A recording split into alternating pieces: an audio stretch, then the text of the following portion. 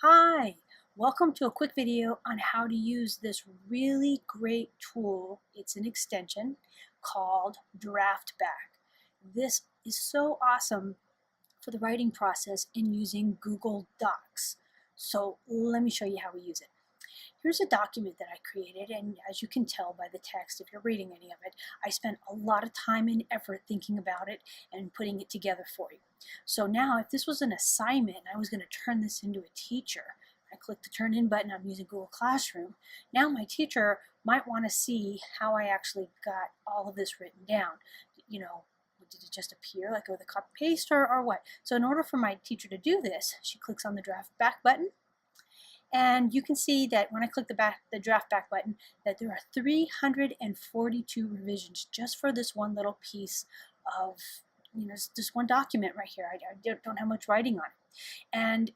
And it will show me each and every keystroke, including every space, every delete, everything in a movie format, which is really awesome for me.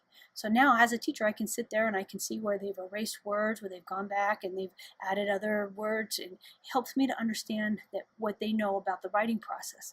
It can also help our students to go back and understand what they were writing about. Sometimes as we're writing, we forget what we meant to say or what that thought was in our head, and this may have a chance to trigger that and remind them. I can also view the revisions in real time, which allows me to see, was there a big pause before a big word? Maybe they're looking it up in the dictionary. Or if a big block of text just appears all at once, then I know that that was probably a copy paste, and that's a red flag to me that I might need to go and inquire with that student what they were doing. How did they get that text into their document so quickly? Nobody can type that fast. So this is a really good tool for teachers, and again for students as well. This extension is free. So the first thing you want to do is you want to Google Draftback, click on the Chrome Store application link, okay, and add it to your Chrome. Once it's there, you'll be able to use it on all your Google Docs. However, those are going to only be the Google Docs that you have edit rights to. So your students have to share with you and give you edit rights in order for you to be able to use this with student work. If anything that you create, it will be there. And if somebody else shares things with you, you have to have edit rights in order to use it.